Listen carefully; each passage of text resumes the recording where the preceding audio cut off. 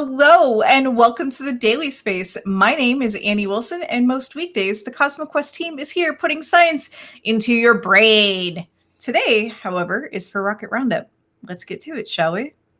So, there were 2 Starlink launches this week, and rather talk about them separately, we're just mashing them together. So, here we go. The first was on May 4th at 1901 UTC. Starlink L-25 launched on booster 1049 from LC-39 Alpha at the Kennedy Space Center in Florida. Booster 1049 was on its 9th flight and successfully landed on the drone ship Of Course I Still Love You. Both fairings were recovered. And the second launch occurred 5 days later on May 9th at 6:42 UTC. Starlink L-27 launched on the record 10th flight of booster 1051 from Slick 40 at Cape Canaveral Space Force Station, also in Florida.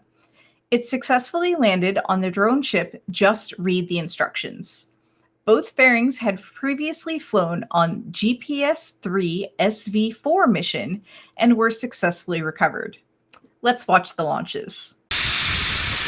10, 9, 8, 7, 6, 5, 4, 3, 2, 1, 0. Ignition, and liftoff. Let's go Falcon to the North Field.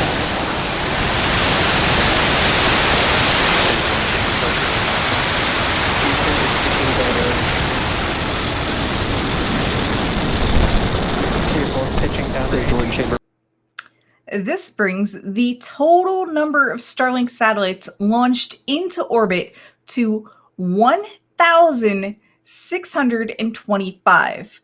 Between the two of them, Booster 1049 and Booster 1051 have launched 720 Starlink satellites, almost half of the operational constellation, and 260 tons of total mass inserted into orbit, including the other missions the boosters have launched. SpaceX's stated goal has been to use a first stage 10 times without major refurbishment. And with the launch of Starlink L-27, they have now achieved this. For those of you that are curious, Booster 1051 has quite the launch pedigree, having launched Bob and Doug to the International Space Station on Demo 2, plus 2 more commercial missions and 6 Starlink missions. You may have noticed that I said Starlink L-25 and L-27 and not L-26. It's because L-26 was indeed skipped this time. Our team believes that it needed more integration time before its next launch. There are signs it will carry rideshare payloads where non-Starlink satellites get launched alongside with Starlink satellites. This has happened before in 2020 with the Starlink L8, L9, and L10 launches. The rideshare payload for L-26 appears to be a pair of Capella Space's commercial synthetic aperture radar satellites. These satellites weigh a considerable 112 kilograms each. That's 56 2-liter soda bottles each, and will need to be inserted into a higher orbit.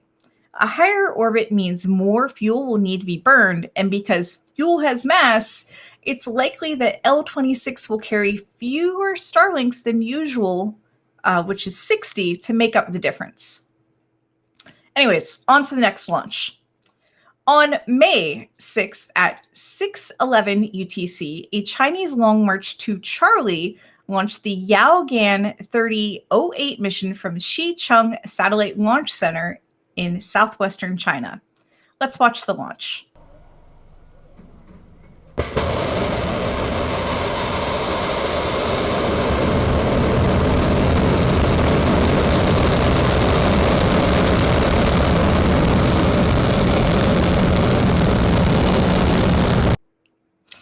Not much is known about the satellites except that they are launched in groups of 3 and they have a suspected signals intelligence mission. Yes, that means they're spy sats. They were described by their manufacturer, China Aerospace Science and Technology Corporation, as will be used for electromagnetic environmental detection and related technology tests. And that was it for orbital launches this week. But we have some suborbital and deorbiting news to bring to you after the break. On May 5th at 22:25 UTC, SpaceX's Starship SN-15 vehicle, under the power of Raptor engines 54, 61, and 66, took to the sky above SpaceX's Boca Chica, Texas launch site. SN-15's launch proceeded in much the same way as the flights of SN-8, 9, 10, and 11. It took off, shut off engines progressively to reduce loads, and transitioned to horizontal flight at approximately 10 kilometers apogee. It headed back down to the Texas sand, controlling its attitude with the forward and aft flaps and the reaction control thrusters. At about 1 kilometer above ground level, the vehicle relit all 3 of its Raptor engines, immediately shut off one, and pitched from horizontal back to vertical. Finally, with good control of its attitude and vertical speed, SN-15 extended and locked its landing legs and settled down gently right on the edge of the landing pad. 10 minutes later, it was still standing, gently puffing away. Like SN-10, there was a fire at the base of the vehicle after landing, but a water jet successfully put it out. SN-15 became the first Starship vehicle to have an entirely successful, no asterisk necessary demonstration of the full Starship landing sequence. Congratulations, SpaceX team. You've worked very hard and finally succeeded. Good luck for the orbital flight. Let's watch the launch.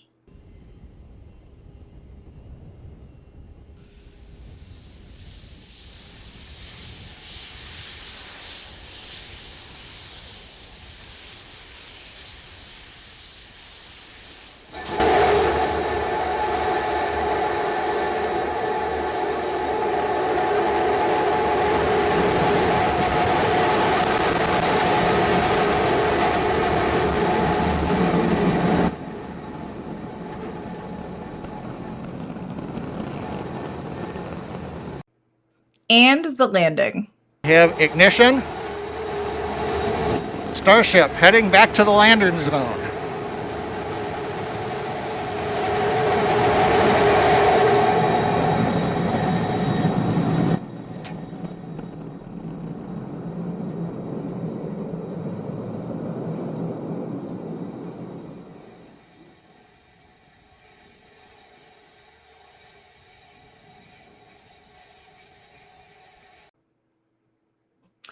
And on to something that did actually catch fire because it feels like everyone is talking about it. Seriously, I could not get away this past week without hearing about the Chinese rocket booster. So, you may remember that China launched the first bit of their space station on April 29th. The launch itself went fine, and the core module successfully achieved orbit. What didn't go nominally was the deorbit burn of the 22-ton, 30-meter-long rocket stage. A deorbit burn brings things like huge rocket stages down through the atmosphere to either burn up on reentry or for a planned impact in the ocean or other uninhabited space. Because that deorbit burn didn't happen, no one knew where or when this re-entry of this massive rocket stage would occur. For reference, this was the largest uncontrolled re-entry of space debris since the decay of Soviet Union's Salyut 7 space station over Argentina in 1991.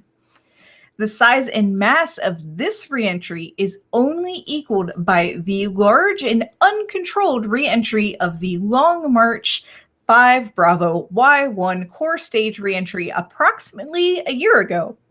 That reentry resulted in pieces impacting a village in the Ivory Coast. Fortunately, this reentry didn't hit any inhabited areas. Instead, the core stage impacted the ocean south of Malé, the capital city of the Maldives, on May 9th at 2:24 UTC. Reentry was observed as far as Riyadh in Saudi Arabia, indicating that the object began burning up at that point. It is not known if any pieces hit land from the reentry this past weekend. From making history to looking back at history, after a break, we'll be back to look at the Freedom 7 flight of Alan Shepard. This week in rocket history is once again a story from last week, but given how packed last week was, we decided to bump it to today. On May 5th, 1961, Alan Shepard entered his Mercury capsule dubbed Freedom 7 at 5:15 local time in Cape Canaveral. After 2 hours of preparation, about an hour of waiting for the clouds to clear, and almost another hour waiting for Goddard Space Center to sort out some computer issues, the Mercury Redstone launch vehicle finally fired and pushed Shepard and the Freedom 7 upwards. Let's take a look. 10, 9, 8, 7, 6, 5, 4, 3, 2, 1. Lift off. All right, lift off and the clock is started. Yes, sir. Reading you loud and clear.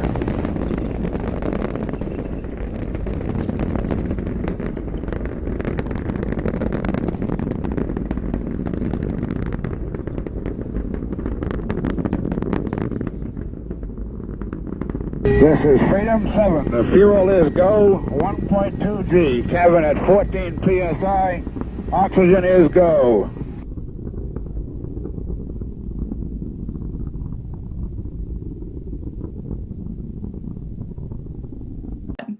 At T plus 45 seconds, the capsule and the rocket began shaking violently as Shepard went supersonic. And the shaking worsened when Shepard reached the point of maximum dynamic pressure, also known as max Q, at 88 seconds. Fortunately, those vibrations went away shortly afterwards. 2 minutes into flight, Shepard reported all systems go while he was experiencing 6 Gs of force. As a quick aside, to give you some idea of how much force he experienced, if you were to ride one of those rotor rides that spins around so you stick to the wall at a carnival or amusement park, you would experience about 3 Gs of force. Double that, and that's what Shepard felt during his flight. Anyways, back to the flight. At T plus 142, the Redstone engines were shut off, and the rocket was promptly jettisoned. About 10 seconds later, the capsule's systems automatically turned it around to have its heat shield facing the direction of travel, a position known as prograde.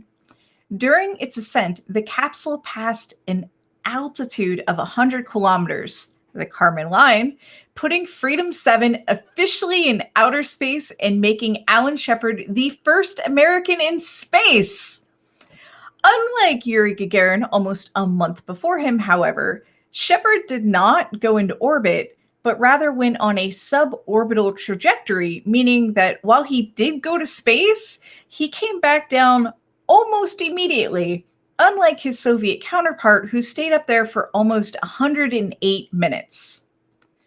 While in space, Shepard had 2 missions. Shepard's primary mission was to determine whether or not a space capsule could be controlled manually by an astronaut.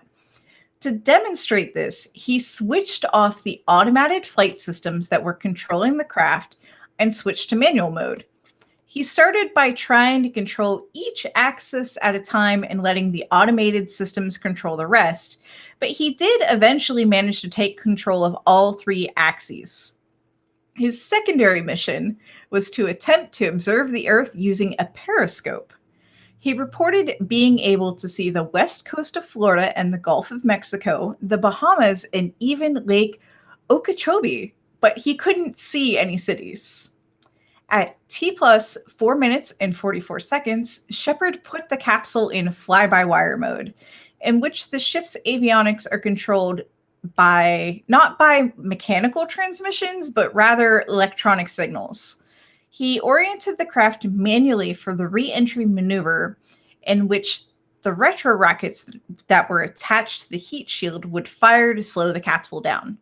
Shortly after reaching the peak of his suborbital trajectory at 5 minutes and 14 seconds and an altitude of 187.5 kilometers, the rockets fired successfully and Freedom 7 began its descent.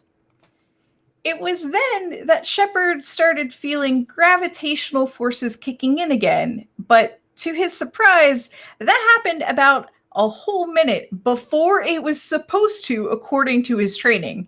Still in fly-by-wire mode, he fought to stabilize the spacecraft as the G-forces were building up, reaching a peak of 11.6 Gs.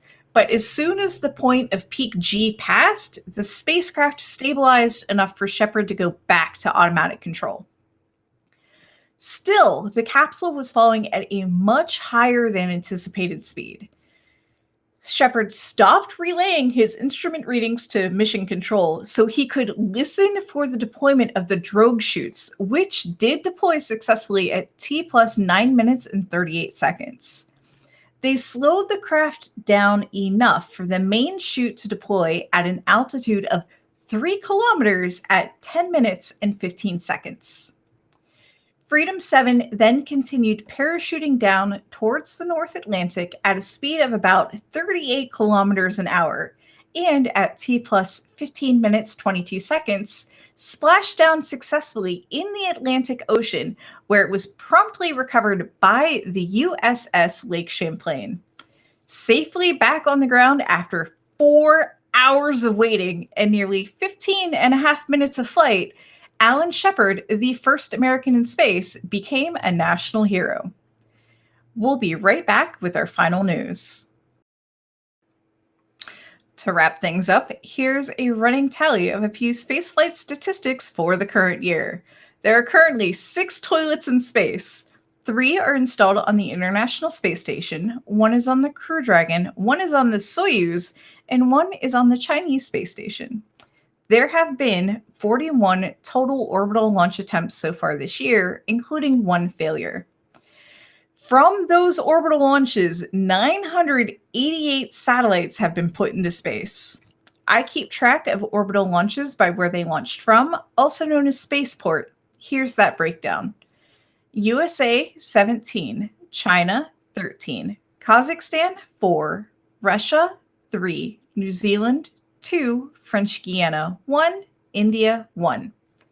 And your random space fact for this week is that during its 8th perihelion, which is a fancy way of saying closest approach to the sun, on May 2nd, 2021, the Parker Solar Probe hit a top speed of 532,000 kilometers per hour, or 0.05% of the speed of light. This has been the Daily Space.